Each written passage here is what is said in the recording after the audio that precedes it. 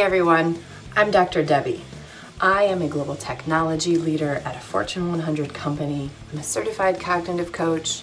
I coach leaders to use their strengths and do the same with their teams so they can have high impact. Being yourself as a leader is really important because your team is looking to you for the answers.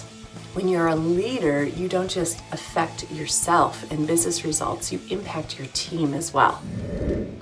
Here's a surefire way to fail as a leader. Being someone you are not. That is one of the biggest mistakes you can make when you become a leader.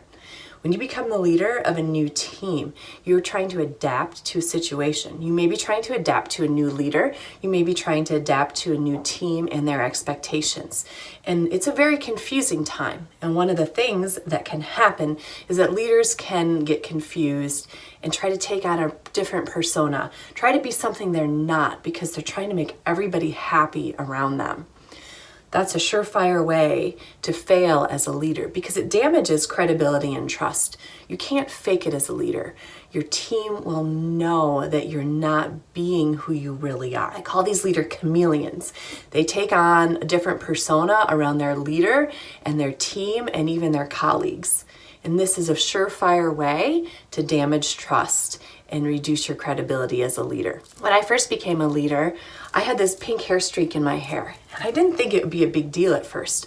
But when I joined my team and got to see the culture and the expectations, it was very difficult for me to fit in with my ideas and philosophy of leadership. It was another thing, the hair streak was another thing that made me stand out. So I struggled with keeping it, and even though no one explicitly told me that I should get rid of it, it was certainly implied. I thought about this for a long time, and I thought maybe I should just let it fade out and color over it. And then one day, my 6-year-old daughter, Cadence, brought home this picture that she had drawn of the both of us together. There we are, in our dining room, her and I standing next to each other, and me with a pink streak in her hair.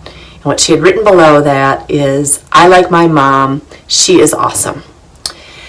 After I saw this, I thought, this is an easy decision, it's settled, I'm keeping the hair streak.